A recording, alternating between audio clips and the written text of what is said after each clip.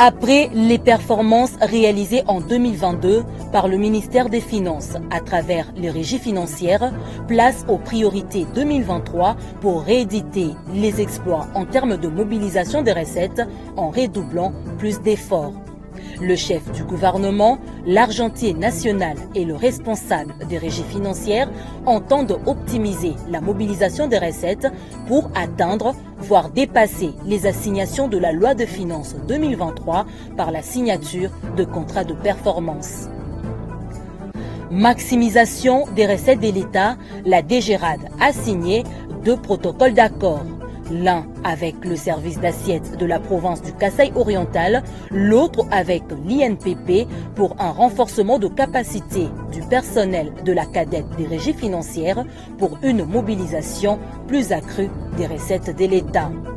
Le développement de ces titres et tant d'autres, c'est tout de suite dans ces numéros du magazine Fiscalité et Développement présenté par Marlène Bassoussou Sessakoumou.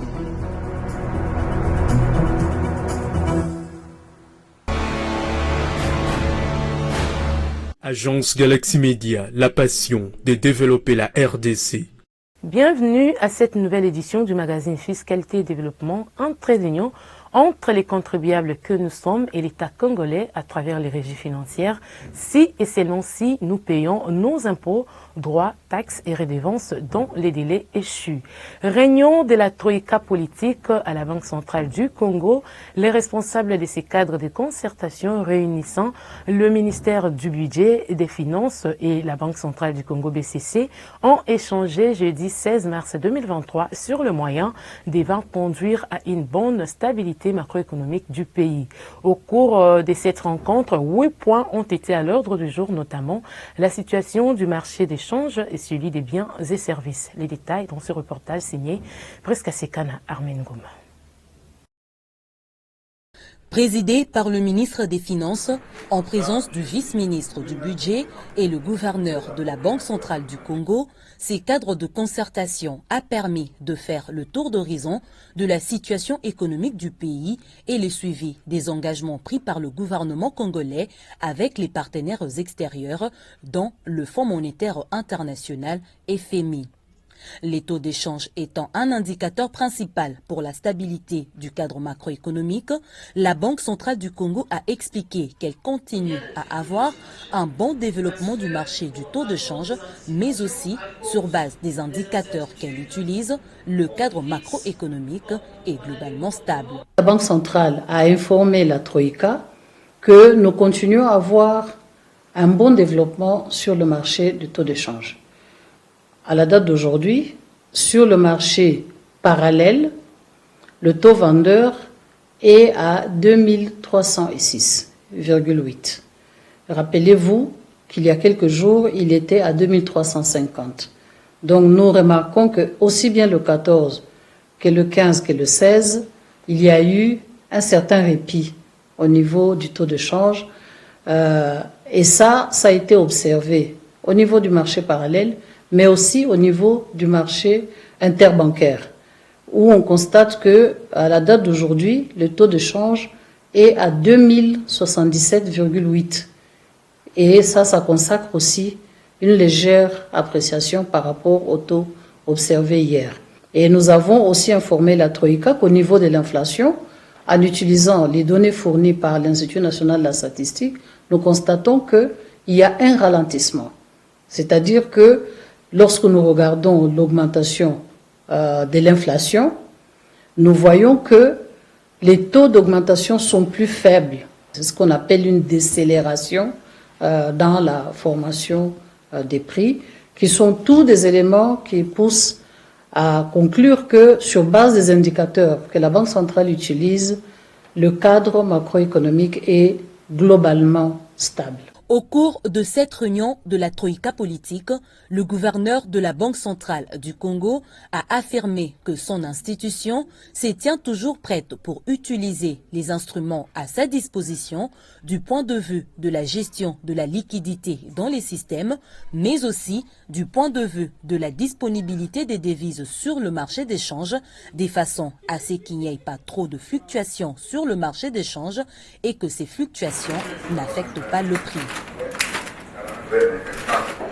Par rapport à cet examen de la situation du marché d'échange et celui des biens et services, rendons-nous sur les principaux centres des négoces de Kinshasa pour faire le constat de la situation du panier de la ménagère. Rit Kambaji a fait la ronde pour avoir une idée globale et précise sur l'évolution des prix de quelques denrées alimentaires de grande consommation au samedi 18 mars 2023.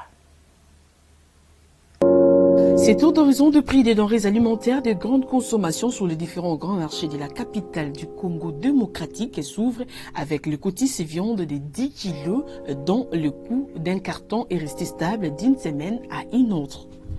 Au marché de la Liberté, les cartons se vendent à 90 000 francs congolais, 93 000 francs congolais. Les cartons au marché Zigida, 85 000 francs congolais au marché Gambela. Et enfin, au marché Matete, ces mêmes cartons de cotis viande revient à 82 400 francs congolais. Du côté légumes, une botte de feuilles d'amarante appelée Bitekuteku en provenance d'Engile Brasserie et du Congo central se vend à 2 000 francs congolais à la fois au marché de la Liberté, Zigida, Gambela et Matete.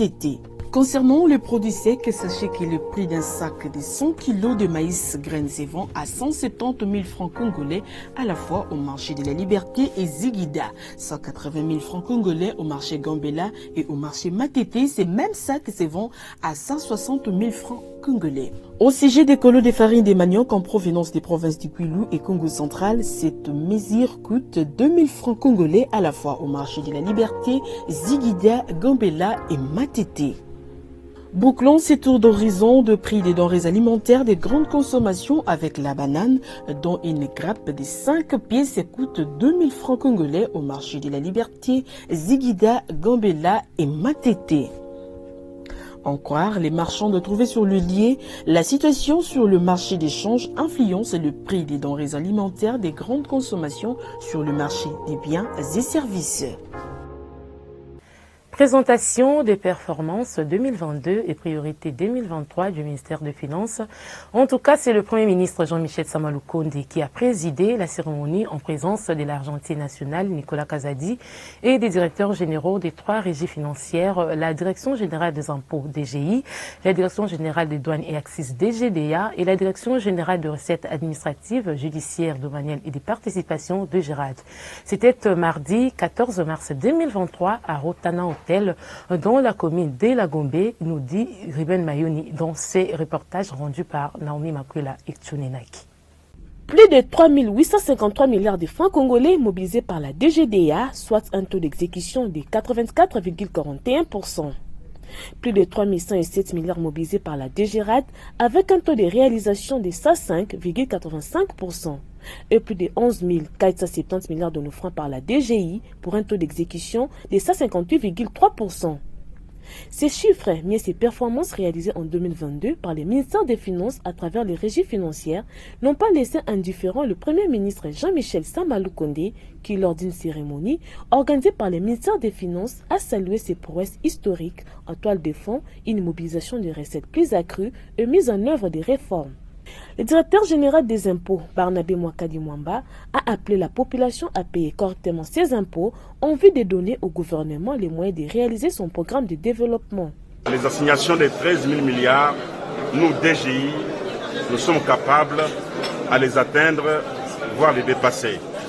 Mais ça demande aussi le soutien du gouvernement. Nous demandons au gouvernement de nous soutenir pour qu'on arrive à opérer encore un autre miracle. Surtout en ce qui concerne la gestion de la TVA, que le gouvernement nous donne un logiciel qui va nous permettre de bien gérer la TVA. C'est Dieu qui fait qu'on arrive à bien faire un bon résultat. Et de deux, c'est les personnels. Les personnels acceptent très bien nos recommandations, suivent à la lettre notre façon de gérer. Et voilà, aujourd'hui, nous arrivons à un très bon résultat. Et je tiens vraiment à dire grand merci à ces personnels.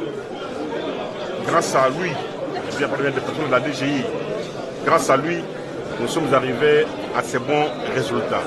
Outre la vision des performances 2022 et les priorités 2023, l'Argentine nationale ne s'est pas privée d'interpeller tout le monde sur l'extraversion de l'économie congolaise qui demeure par ailleurs une mine d'opportunités.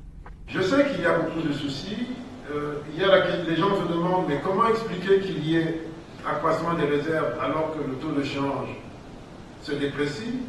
Ça ne veut pas dire que la gestion macroéconomique a été relâchée. Non, c'est tout simplement que nous avons l'héritage de la dollarisation qui nous poursuit. Et nous ne voulons pas changer les choses pour nous dédollariser. J'ai dit qu'il fallait d'abord que l'on se dédollarise dans la tête. C'est un exercice difficile. Et ensuite, il fallait que l'on se tourne vers l'économie intérieure plutôt que d'importer, par exemple. Lorsqu'on importe 80% de nos produits, évidemment, dès que le taux de change bouge, on le voit dans le panier de la ménagère. Cela, alors que des Congolais ont des terres et ont un capital et peuvent produire localement. Dans le but d'optimiser la mobilisation des recettes pour atteindre ou mieux dépasser les assignations de la loi des finances 2023, les directeurs généraux de 3 régies financières ont signé des contrats de performance avec les ministères des Finances après avoir reçu des prix pour les performances de 2022. Il a été démontré à travers cette performance de 2022 que la République démocratique du Congo évolue positivement sur les plans économiques grâce aux efforts consentis par la matérialisation de la vision du président de la République portée par le gouvernement Samalou Kondé. Aujourd'hui, nos régies, pour pouvoir les aider, il faut augmenter leur assiette. Autant nous leur demandons la performance, autant le gouvernement doit être à leur côté pour leur permettre d'améliorer leur performance. Signalant qu'il a été reconnu que sur le plan économique, la RDC est sur la bonne voie sous le président Félix-Antoine Tshisekedi Tshilombo, une économie en plus forte croissance du continent avec 8,5% à travers quelques réformes, notamment la gouvernance, la digitalisation, l'élargissement de l'assiette fiscale et la diversification économique. Dans le Congo profond, après la campagne de sensibilisation au civisme fiscal, la direction provinciale de la DGRAD Kasaï oriental vient de signer un protocole d'accord avec les services d'assiette chargés de la constatation et la liquidation de recettes non fiscales de l'État de cette province. Par ces gestes, toutes les deux parties s'engagent à atteindre, voire dépasser les assignations de recettes pour l'exercice budgétaire 2023. Reportage de notre correspondant permanent dans les Kasaï oriental basé à Mbujimaï et Meri Kazadi. La cérémonie a eu lieu à l'hôtel Métropole du Kasaï mardi 14 mars 2023. Le premier temps a été marqué par 2 mots. D'abord celui du directeur provincial de la DGRAD, ex-Kasaï oriental, qui a précisé que la signature du protocole d'accord constitue le prolongement de celui signé à Kinshasa d'une part entre le ministère des Finances et la direction générale de la DGRAD et d'autre part entre la direction générale DGRAD et les secrétariats généraux. Monsieur Edmond Sadiki Mungwande a invité les services d'assiette à la collaboration car les recettes assignées au Kasaï oriental le sont autant pour la DGRAD que les services eux-mêmes. Il nous aide donc à signer ces montants aussi bien à la DGRAD et au service d'assiette que vous êtes. Cela nous pousse, nous exhorte, je vous exhorte à multiplier des efforts pour qu'on puisse y arriver ensemble. J'insiste sur le mot ensemble. Nous sommes obligés à une collaboration responsable. Ça veut dire autrement que nous sommes, même si nous avons des rôles différents, sachez que nous sommes embarqués dans un même bateau, que si ces bateaux coulent, nous coulons tous. Prenant ensuite la parole, le chef de division recouvrement et suivi des régimes d'exception a donné des précisions détaillées sur les recettes assignées à la DGRAD. Monsieur Jean-Guilain Moussassa a fait savoir que la hausse des assignations est consécutive à la performance de la DGRAD avec le concours des services d'assiette pour l'exercice 2022. Il est demandé de réaliser 8,283,396,713 et la DGRAD Kasaï, ex-Kasaï oriental, a mobilisé 10,230,624, ce qui faisait de nous ou de la DGRAD Kasaï oriental performance et les taux de réalisation s'élevaient à 123%, pour lesquels j'aimerais vous demander d'applaudir quand même pour ces efforts-là. Le moment le plus fort a été la signature de protocole d'accord entre le directeur provincial de la DGRAD, ex-Kasaï oriental, et les responsables des divisions et ressorts de cette régie financière sur le plan interne. Enfin, Le directeur provincial a fait le même exercice avec les chefs des divisions provinciales de l'administration publique et autres directions constituant les services d'assiette. À l'issue de cette cérémonie, le directeur provincial de la DGRAD Kasaï-Oriental s'est réjoui du déroulement et de la présence de différents responsables. Monsieur Edmond Sadiki a réitéré sa disponibilité à recevoir tout partenaire pour une collaboration franche en vue d'atteindre l'objectif commun, à savoir la maximisation des recettes. Pour les services d'assiette, ils doivent s'appliquer autant que nous. Nous sommes liés. Nous sommes bien obligés de travailler avec les services d'assiette. Ils sont des poseurs d'actes. Tout ce qu'on leur demande, c'est leur engagement. Nous avons les mêmes obligations. Nous sommes tous tenus à l'obligation de résultats. Toujours à la Direction générale de recettes administratives, judiciaires, domaniales et des participations, mais cette fois-ci à Kinshasa, signature d'un autre protocole d'accord de collaboration entre la DGRAD et l'Institut national de préparation professionnelle INPP, mercredi 15 mars 2023 au siège de cette institution. Objectif de ces processus, la digitalisation des logiciels implémentés par le ministère des Finances, notamment le logiciel Isis Régie qui prend en charge les recouvrements, mais également les LOGRAD qui a l'avantage de prendre en charge les recettes non fiscales de l'État et de la constatation jusqu'au recouvrement à travers une formation spécialisée en faveur du personnel de la DGRAD. Images et commentaires, Geneviève Mizeguele et Céline Boumba. Par cette signature du protocole d'accord de collaboration, la DGRAD a informé ses 4 agents à la numérisation de ses services afin que ces derniers soient à mesure de se mettre à jour et s'adapter à l'ère du numérique à travers le logiciel Isis Régie et les LOGIRAD implémentés par le ministère des Finances pour une bonne mobilisation des recettes non fiscales de l'État, et cela dans le souci d'atteindre, voire dépasser les assignations arrêtées par le gouvernement de la République. L'Institut national de préparation professionnelle INPP, chargé de la formation pour la mise à niveau non seulement des agents de l'État, mais également de particuliers, a été choisi pour assurer des formations spécialisées en faveur du personnel de la DGRAD. Aujourd'hui, nous implémentons le LOGIRAD, qui est ce logiciel qui a l'avantage de prendre en charge les recettes non fiscales de l'État, de la constatation jusqu'au recouvrement. Ça veut dire que les activités de service d'assiette qui concernent la taxation seront prises en charge par ce logiciel. Les activités de la DGRAD qui sont l'ordonnancement et le recouvrement seront prises en charge par ce logiciel qui aura l'avantage de coupler les autres logiciels qui existent aujourd'hui, Isis Régie pour le recouvrement, les logiciels qui prennent en charge les différentes autorisations de certains ministères de l'État, qui interviennent dans les opérations d'import-export. Et donc, tous ces logiciels vont travailler ensemble pour que les recettes non fiscales de l'État puissent être retracées et que les services au public soient donnés en connaissance des causes. Pour le directeur général de l'INPP, Godefroy Timanga Stanislas, le choix de la DGRAD pour l'INPP est un honneur pour l'Institut. Il a promis au directeur de la cadette des régies financières que les formateurs de l'INPP s'activeront pour dispenser des formations de qualité qui répondent aux attentes de l'autorité de la DGRAD. Grande est notre joie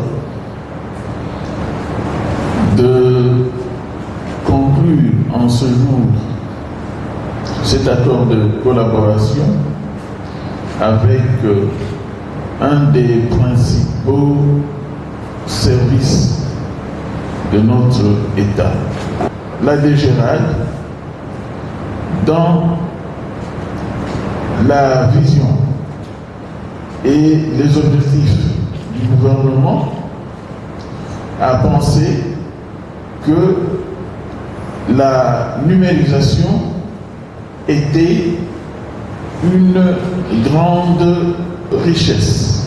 Ici est de préciser que cette formation des 4 agents de la DGRAD par les experts de l'INPP va s'étendre sur toute l'étendue du territoire national. Sachant que l'INPP a des octrois de formation spécialisés, sachant que l'INPP est sur l'étendue du territoire national, tout comme la DGRAD, nous avons opté pour l'INPP parce que nous savons qu'au même moment, tous nos agents, aussi bien de l'administration centrale, que des provinces seront formées au même niveau, au même moment et pourront donc prendre en charge les différents processus de recettes par le GIRAD sans problème. En communiqué conjoint de Gérard Camille, dans cette émission, la lecture est faite par Naomi Makwela et Tchunenaki.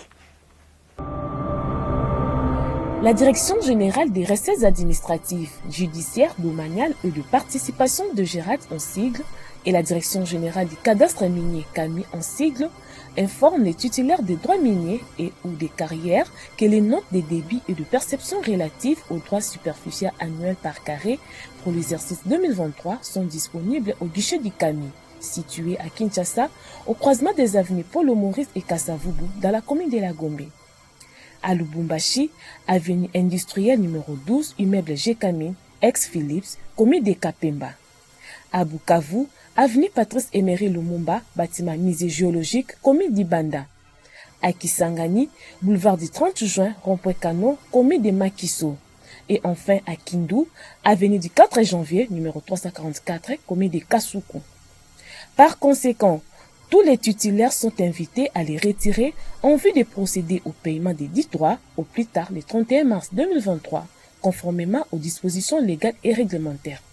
Passé ces délais, les CAMI se réservent le droit d'enclencher la procédure de déchéance du droit minier et ou des carrières non payées, et ce sans préjudice de l'application par la DGRAD des pénalités prévues par la loi.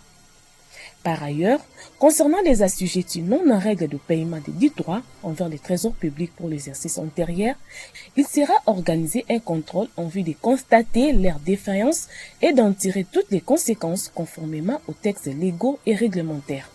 Pour les CAMI, Jean-Félix Moupande Kapwa, directeur général. Pour la DGRAD, Jean-Parfait Tabala Mourandi Kiré, directeur général. Un autre communiqué conjoint, secrétariat général à l'intérieur des GIRAD, il est libellé ainsi. Il est porté à la connaissance des sociétés et organisations des services internes des gardiennages opérant en République démocratique du Congo de procéder au paiement de leurs redevances annuelles relevant du secrétariat général à l'intérieur et sécurité au plus tard le 31 mars 2023. Toute société ou organisation interne de gardiennage qui ne se soumettra pas à cette obligation à l'échéance précitée s'exposera au paiement des amendes et pénalités fixées par les textes légaux et réglementaires en vigueur. Pour le secrétariat général à l'intérieur et sécurité, Jean-Rigobert Chimanga Moussoungaï, secrétaire général. Pour la DGRAD, Jean-Parfait Tabala Morandikiré, directeur général. L'échéance fiscale pour les dépôts de la déclaration récapitulative annuelle de l'UPR, c'est ce 30 mars 2023, comme le précise ce communiqué de la Direction générale des impôts DGI, lu ici par Priska Sekana Kinzonzi. Annie, bienvenue. La Direction générale des impôts DGI informe toutes les personnes physiques rémunérées par un tiers de droit public ou de droit privé que conformément aux dispositions de l'article 22 ter de l'ordonnance loi numéro 69/009 du 10 février 1969 relative aux impôts cédulaires sur le revenu tels que modifiés et complétés à ce jour et ses mesures d'application, elles sont tenues de souscrire au plus tard le 30 mars auprès des centres d'impôts synthétiques de l'administration fiscale du lieu de leur résidence une déclaration récapitulative annuelle de l'impôt professionnel sur les rémunérations afférentes aux rémunérations versées par leur employeur au courant de l'année qui suit celle de la réalisation de revenus. Pour l'exercice fiscal 2023-2022, l'échéance de souscription de cette déclaration, qui doit être accompagnée des fiches de paye établies par l'employeur conformément au modèle prescrit par la réglementation en vigueur, intervient le jeudi 30 mars 2023. Aussi, l'administration fiscale invite-t-elle toutes les personnes physiques concernées par cette obligation à retirer le formulaire de déclaration auprès des centres d'impôts synthétiques du lieu de leur résidence ou à les télécharger à partir du site web de la DGI à l'adresse suivante www.dgi.gouv.cd. S'agissant d'un employé qui a changé d'adresse d'habitation par rapport à l'année de perception de rémunération, la déclaration doit être retirée et souscrite auprès du centre d'impôt synthétique correspondant à sa nouvelle adresse.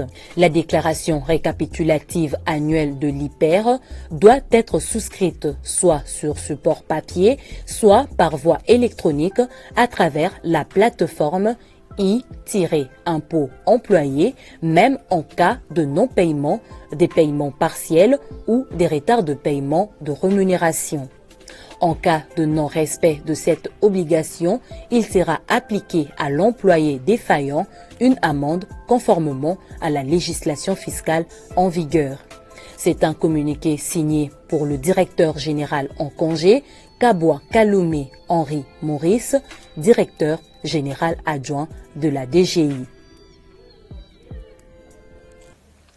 Faisons une fois de plus un tour dans le Congo profond, une douane d'excellence, c'est ce que veut Jeanne-Blandine Kawanda, directrice générale des douanes et accises. La lutte pour le changement de mentalité que prône la patronne de la DGDA est relayée au Katanga par le directeur provincial de cette régie financière, René Kalala. C'est dans ce sens que le sous-directeur de la brigade douanière au Katanga, Narcisse Pambou, a tenu une parade spéciale le lundi 12 mars dernier, mobilisant ainsi ses troupes à se mettre au pas pour plus de recettes. Reportage signé Lambert Yumarabazani, notre correspondant permanent dans les Grands Katanga. Mobiliser les recettes pour donner à la République les moyens de sa politique et dans l'objectif, le but ultime d'assurer le bien-être de nos populations. C'est pour ça que nous sommes à la douane. Nous ne sommes pas à la douane pour remplir nos poches. Nous ne sommes pas à la douane, il faut vous débarrasser de ces mauvaises pratiques, vous débarrasser de cette culture qu'il a mis dans la tête des douaniers, qu'ils viennent pour s'enrichir, pour se retrouver, pour construire des maisons. Aujourd'hui, on doit changer la façon de voir les choses. Le directeur général des douanes et accises n'a pas attendu le lancement officiel de la campagne d'éthique par la cellule pour le changement des mentalités. En effet, dès sa première visite dans la province douanière du Katanga, Jeanne-Blandine Kawanda avait appelé en son temps le douanier au changement des mentalités. Philosophie que répercute le directeur provincial, fidèle allié de la commandante en chef de la DGDA Katanga. Dans une cérémonie tout à fait informelle en février dernier, alors que le premier douanier du Katanga a été reçu par son personnel à l'occasion de son anniversaire, René Kalala n'a pas manqué d'exhorter le douanier du Katanga à abandonner la fraude pour une mobilisation encore plus accrue des recettes douanières. À un moment donné, il faut dire les choses telles qu'elles sont. La province du Katanga, certes, est forte dans la mobilisation de recettes, mais c'est une province aussi forte dans la fraude douanière. Ne le cachons pas. Un processus de longue haleine pour lutter contre la fraude douanière. Je disais à tous ces douaniers à qui on a remis, on a décerné les diplômes, qu'ils aillent maintenant, faites de toutes les nations et répandez la bonne nouvelle. Parce que nous espérons, c'est vrai que c'est un travail de très longue haleine, c'est un processus, on parle du processus de changement, parce qu'il y a des habitudes qui sont ancrées depuis 20 ans, depuis 40 ans. C'est donc sans attendre que le sous-directeur de la brigade douanière du Katanga a rappelé ses hommes au patriotisme, relayant ainsi le mot d'ordre de la patronne de la douane congolaise. C'était au cours d'une brigade spéciale, la première de l'année 2023, à l'Épéville, à Lubumbashi. Inspecteurs, contrôleurs, commandants et brigadiers ont eu des oreilles tout attentionnées avant même l'échange intervenu entre l'orateur et ses interlocuteurs.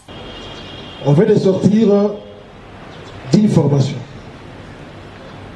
Je vais me dire des formations parce que la direction générale a organisé des formations, mais une formation qui a porté sur la zone de libre-échange continentale de l'Afrique, la CELCAF, et il y a notre formation qui a porté sur le changement de mentalité avec les cahiers spéciaux du chef de l'État et des hyperguides d'un agent de douane. la haute hiérarchie des douanes accises voudrait avoir des douaniers bien formés, des douaniers instruits et des douaniers changés sous le plan mental. Alors, la formation qu'on a suivie en ce qui concerne le changement de mentalité, cette formation est voulue par le président de la République. Il a été assuré par la coordination du changement de mentalité. Chers amis, nous devons passer au développement de notre pays.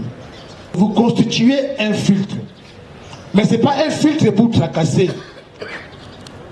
C'est un filtre pour nous permettre d'éradiquer la fraude et la contrebande. Comme vous le savez, la brigade doit être sans pardon devant des cas de fausses déclarations dans l'espèce. On est sans pardon. Quand vous voyez ce genre de cas, vous devez arrêter. La brigade est sans pardon devant les cas de contrebande. Faites-moi le plus bon travail pour que nous puissions changer l'image des Mantoukoula Rassoubalès. C'est vous qui devez changer les choses auprès des commandants. Soyez modèle. C'est là qu'ils vont vous désobéir, il faut les sanctionner. N'attendez pas que moi je les sanctionne, non, c'est vous. Dès maintenant, déjà quand vous quittez la parade, réunissez les commandants, vous leur parlez qu'il y aura des sanctions à l'endroit de ceux-là qui vont se mécomporter. Le directeur provincial de la DGDA Katanga sait que ces hommes moralisés sont capables des meilleures performances. Je compte d'abord sur mon personnel, parce que je vous sais extrêmement compétent quand vous voulez. Et je sais que quand vous voulez, vous êtes à même de produire le meilleur de vous-même. Il ne restait plus que les résultats. Et là, c'est donc sur terrain qu'il faut attendre. Wait and see. Mois de mars, mois dédié aux droits de la femme, dit-on. À Kinshasa, l'inspection générale de finances IGF a échangé dernièrement avec les regroupements des associations de femmes de Kinshasa, RAFEC, au cours d'un colloque sur les retombées de la patrouille financière dans le panier de la ménagère. Images et commentaires, cellule de communication et presse de l'IGF. Profitons du mois dédié à la femme. Le regroupement des associations de femmes de Kinshasa, RAFEC en sigle, a saisi cette opportunité pour organiser ce vendredi 10 mars 2023 les colloques sur les retombées de la patrouille financière dans le panier de la ménagère. L'IGF étant au centre de l'activité, son chef de service, Jules Alinguete empêché, a mandaté l'inspecteur général de finances, chef de brigade de province et entité territoriale décentralisée, Rita Mandamouna, lui représenter. Elle a été accompagnée de deux autres inspecteurs généraux de finances, à savoir Jean-Pierre Loaï et Ken Kaninda. À tour de rôle, les inspecteurs généraux de finances ont tout d'abord présenté l'IGF et ses missions avant de chuter dans le vif du sujet, l'impact de la patrouille financière dans le panier de la ménagère. La présence de l'IGF a supprimé pratiquement les dépenses fantaisistes. Tout le monde maintenant se range derrière les outils de gestion. C'est à cela que la patrouille financière a aidé beaucoup d'entreprises à embellir leur trésorerie et à penser au social des travailleurs. Les RAFEC, qui soutient le travail de l'IGF dans son volet patrouille financière, a convié les hommes et femmes membres de ces regroupements à mieux comprendre la patrouille financière et son apport dans les vécus quotidiens des Congolais. On voulait passer un message fort par rapport au travail de l'IGF et par rapport aux retombées. Néné Sambi, chef de travaux à l'UPN et une de panélistes, a démontré elle aussi, noir sur blanc, l'impact de la patrouille financière dans les paniers de la ménagère. La rencontre a connu 3 conférenciers et s'est soldée sur le jeu des questions-réponses. Au Fonds de promotion de l'industrie, son directeur général, Bertin Moudimou Tshisekedi, suit de près l'évolution des travaux d'implantation de la centrale photovoltaïque de Chipuka à une vingtaine de kilomètres de la ville de Mbuji-Mayi. Le projet énergétique de 10 MW va alimenter la ville de Mbuji-Mayi en énergie électrique avec un stockage de 5 MW. Une équipe d'experts du FPI, conduite par le team leader de ce projet, François Puila, a évalué les travaux exécutés par le groupement des entreprises égyptiennes Hassan Alan Pejesco, un mois après la pose des premiers panneaux solaires sur ces champs photovoltaïques. À la mi-mars 2023, près de 6700 panneaux solaires sont déjà installés. Reportage service de communication du FPI.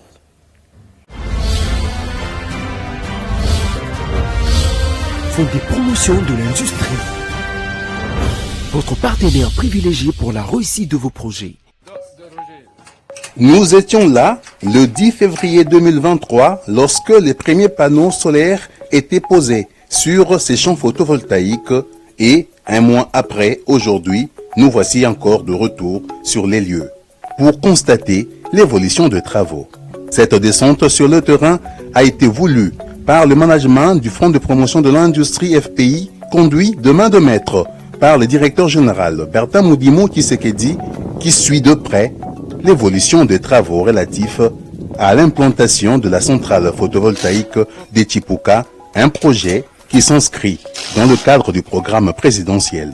Revêtu de l'autorité contractante, François Mpouila Mukendi, directeur au FPI et team leader de ce projet, accompagné des délégués du bureau de contrôle et surveillance de Grants International Group, ne laisse aucun détail inscrit dans le projet échappé à l'œil du FPI, malgré certaines réalités endogènes liées à l'enclavement de cette zone d'implantation du projet.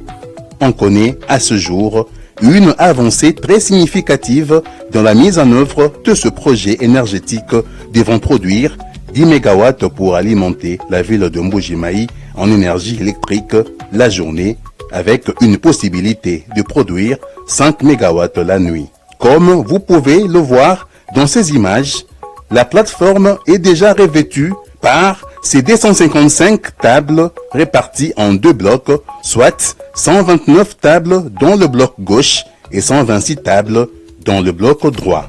Et sur les 24 480 panneaux prévus dans ces champs solaires, aujourd'hui, à la mi-mars 2023, soit un mois après la pose du premier panneau, nous avons constaté que près de 6700 panneaux sont déjà installés avec un accompagnement de la main-d'œuvre locale, ce qui fait une moyenne de 27% à ce jour. Nous sommes venus pour voir comment le travail a évolué et nous sommes heureux de voir que les structures métalliques qui sont des tables à recevoir les panneaux solaires, toutes les 255 tables ont été construites, mais il va se poser les problèmes de suivi de la stabilité de ces tables avec le béton qui doivent être au pied de chaque table, et c'est le travail auquel ils vont s'atteler.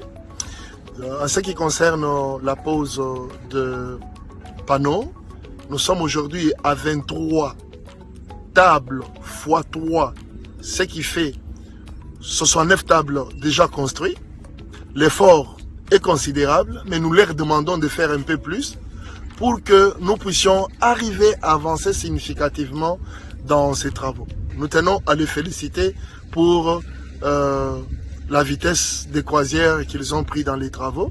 Il s'y est aussi de préciser que les opérations de rotation des véhicules pour l'acheminement sur ce site des panneaux solaires en provenance de Lubumbashi dans le Haut-Katanga via Moneditu se poursuivent sans trop de difficultés. Le partenaire logistique du FPI, avec la collaboration de la Société nationale de chemin de fer du Congo, s'y emploie pour que tous les panneaux et autres éléments encore dans le Haut-Katanga arrivent progressivement à Chipuka.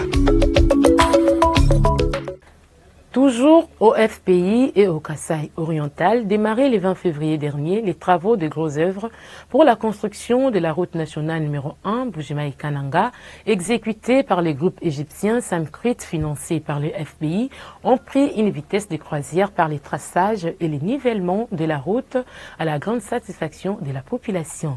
En séjour en RDC, Chérif Nazmi, directeur général des Samcrit, a fait les déplacements de Mbuji-Mayi pour se rendre compte des réalités des terrains. Globalement, le constat est positif malgré les grands défis logistiques à relever suite à l'enclavement de la région du Kasaï. Qu'à cela ne tienne, le numéro 1 des Samcrit est déterminé et compte sur l'appui du FPI pour amener à bon port ses projets présidentiels. Regardez. Font des promotions de l'industrie. Votre partenaire privilégié pour la réussite de vos projets.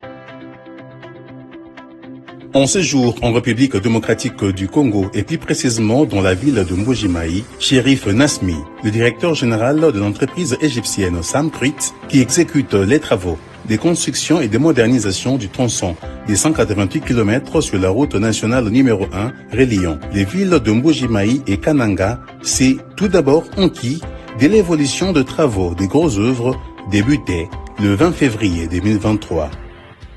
Accompagné par les experts du Fonds des promotions de l'industrie FPI, émissaire du directeur général Bertin Moudimo Tshisekedi, ainsi que du staff de Samcrit en République démocratique du Congo, le patron de cette prestigieuse entreprise égyptienne de construction s'est dit satisfait quant à l'évolution du chantier. Sans aucune peur d'être contredit, nous l'avons constaté. Sur le terrain, les travaux ont pris une vitesse de croisière. Et au jour d'aujourd'hui, les riverains de Mbuji-Mayi ne vivent qu'un seul spectacle au quotidien, le passage des engins de génie civil mobilisés pour la construction et l'aménagement de cette route nationale, reliant les villes de Mbuji-Mayi et Kananga. Sur le terrain, les travaux consistent actuellement au traçage et au nivellement du sol, deux phases capitales parmi les étapes pour la construction d'une nouvelle route. C'est visible au niveau du point kilomètre zéro, soit au niveau du rond-point Petrombu. Les engins d'excavation et des camions 4 roues motrices sont à pied d'œuvre et se dirigent vers le point kilomètre 15 au niveau du péage de Chimbombo, constituant donc le lot 1 des dits travaux. Face à la réalité du terrain qui demeure le défi logistique, le directeur général de Samcrit, Chérif Nazmi, parle de la détermination de son entreprise d'être à la hauteur de ces challenges. Premièrement, je suis très content de venir sur Mbuji-Mayi et aussi pour être sur la route de chantier qui va connecter Mbuji-Mayi à Kananga.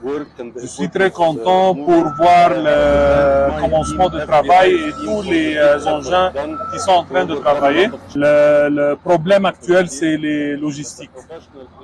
Pour faire l'importation sur RDC, c'est pas facile et quand même les documents et les processus ils sont longs. Région Kasaï, c'est région un peu fermée. Mon but, c'est de venir prochaine fois à Mbuji-Mayi et je veux conduire sur la route moi-même. L'inspection du chantier terminée, place à une séance de travail où la partie Samcrit et FPI ont évalué l'état d'avancement de la mise en œuvre du contrat de construction de la route Mbuji-Mayi-Kananga. Séance tenante, les deux parties ont procédé à l'examen du document relatif au plan logistique des arrivées d'équipements, engins et autres matériels. Après analyse de ce document, les deux parties ont pris la résolution de procéder à une mise à jour qui va tenir en compte les priorités des priorités quant aux opérations d'acheminement qui demeurent encore le talon d'Achille de ce projet. Et enfin, dans le cadre de l'exécution de ce projet, le FPI a mis à disposition de Samcrit des carrières d'emprunt des matériaux et pour le choix de l'emplacement du concasseur. Le directeur général de Samcrit a tenu à voir des visus l'une de carrières disponibles. La délégation a été au groupement des Benamboui, à plus de 16 km de Mbuji-Mayi, où les travaux d'aménagement se font sur environ 7 km, soit de la route principale jusqu'à la carrière. Bien que en train d'être amélioré à ce jour, L'accès à la carrière a été une aventure inoubliable pour le directeur général de Samcrit. On dirait bien bienvenue au Congo profond. Malgré les difficultés de parcours, son appréciation sur la qualité de la roche disponible présente dans cette carrière est très satisfaisante, nous ont confié les équipes de Samcrit. Pour rappel, le FPI qui finance ce projet l'inscrit dans la matérialisation de la vision du président de la République, Félix Antoine Tshisekedi Tshilombo, qui ne jure que sur l'intégration et la connectivité des 145 territoires du pays. Et face à ces challenges, le FPI ne désempare pas. La route Mbujimai-Kananga va se construire sur ses 188 km de distance. Cela n'en déplaise aux prophètes de malheur et aux incrédules. Sur les marchés monétaires, la Banque centrale du Congo a affiché vendredi 17 mars 2023 un dollar américain à 2036,98 francs congolais, un euro à 2145,45 francs congolais, un franc CFA à 3,27 francs congolais et un rand de la monnaie sud-africaine à 110,71 francs congolais. Au samedi 18 mars 2023, au parallèle cette fois-ci, les taux a varié entre 2200 et 2250 francs le billet vert dans la majorité des communes de Kinshasa.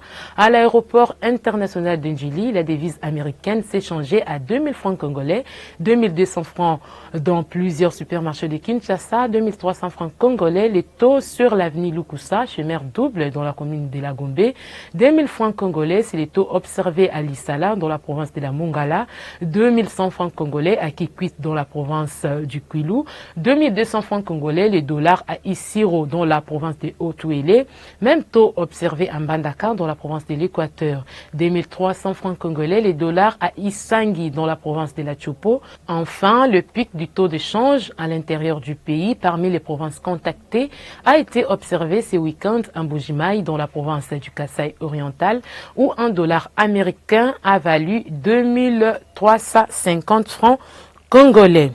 Baisse du prix du baril après 2 semaines de hausse. Volatilité des prix sur les marchés miniers et agricoles. Tel est le tableau qui présente le cours des principales matières premières sur les marchés internationaux au deuxième fixing du samedi 18 mars 2023. Ruben Mayuni. Après 2 semaines de hausse, les cours du pétrole sont en baisse. À New York, le baril du brut léger américain WTI a coûté 66,38 $ américains, en baisse de 2,78%. Baisse également de 3% à Londres où le baril du Brent s'est négocié à 72,47 $ américains. Selon les experts du site prixdubaril.com, les cours du pétrole sont répartis à la baisse vendredi et ont clôturé à leur plus bas niveau depuis près de 15 mois, mené par la crise bancaire persistante qui fait redouter un freinage du crédit et de l'économie. Le kilowattheure du gaz naturel s'est vendu à 234 $ américains, toujours en baisse de 0,51%. Sur le marché minier, la tonne métrique du cuivre s'est vendue à 8508,60 $ américains, soit une baisse de 0,16%. Hausse par contre de 0,03% du prix du cobalt, la tonne métrique coûtant 33 765 $ américains. L'once d'or, de son côté, est stable à 0,00%, se vendant à 1989,01 $ américains pour la 3e semaine consécutive. La tonne métrique du fer s'est située à 130 $ américains, en hausse de 1,09% selon le site investing.com. Celui du coltan s'est maintenu à 114 000 $ américains selon investir.leseco.fr, restant stable dans le vert à 0,00%. Enfin, la tonne métrique du lithium a coûté 1150 $ américains, en forte hausse de 16,69%. Selon le site businessam.b, de nombreux analystes pensent que l'augmentation du volume de production ne sera pas suffisante pour couvrir la demande mondiale du lithium. Les constructeurs automobiles, en particulier, souffrent de la hausse des prix des matériaux clés tels que le cobalt, le nickel et le lithium. Cela met sous pression la rentabilité des véhicules électriques et la transition énergétique. Côté céréales, le prix du maïs est en baisse de 0,08%, la tonne coûtant 634 $ américains. Hausse côté riz de 0,17%, la tonne se négociant à 17,20 $ américains.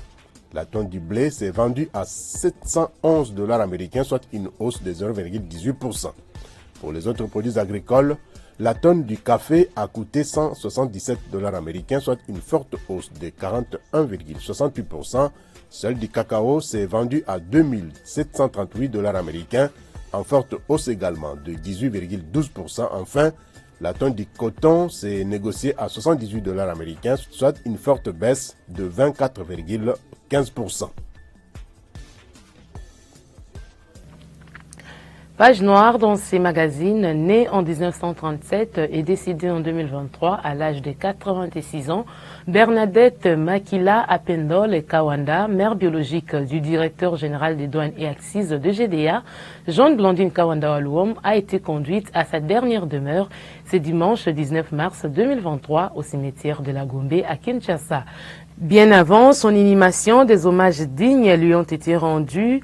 D'abord, en la résidence de la défunte, assise au numéro 16, avenue de la Révolution, à Limité, quartier résidentiel, dans une veillée mortuelle spéciale, puis lors de la messe des suffrages, biographies, témoignages et dépôt de gerbes de fleurs et absoutes dites en sa mémoire, en la salle Algrave dans la commune de Lingwala, devant un parterre d'autorités du pays, quelques cadres et agents de la DGDA, amis et connaissances, ainsi que la famille biologique de l'illustre disparu. Jérôme Sekana Penepapa, directeur général de l'agence Galaxy Media, partenaire de la DGDA et délégué général du groupe Angèle, a au nom de ces deux entreprises déposé 2 gerbes de fleurs et s'est incliné devant la dépouille mortelle de l'illustre disparu pour lui rendre les derniers hommages. Au nom du groupe Angèle et de l'agence Galaxy Media, Jérôme Sekana Penepapa réitère ses condoléances les plus émues à la famille et à Madame Jeanne Blandine Kawanda Waluom, directeur général de la DGDA en particulier. Que l'âme de Madame Bernadette Makila Apendol Kawanda repose en paix. Mesdames et messieurs, ce magazine Fiscalité et Développement est ainsi terminé. Merci d'avoir suivi depuis Kinshasa, capitale de la République démocratique du Congo, comme partout ailleurs à travers le monde. Le programme continue sur votre chaîne. Au revoir et à très bientôt.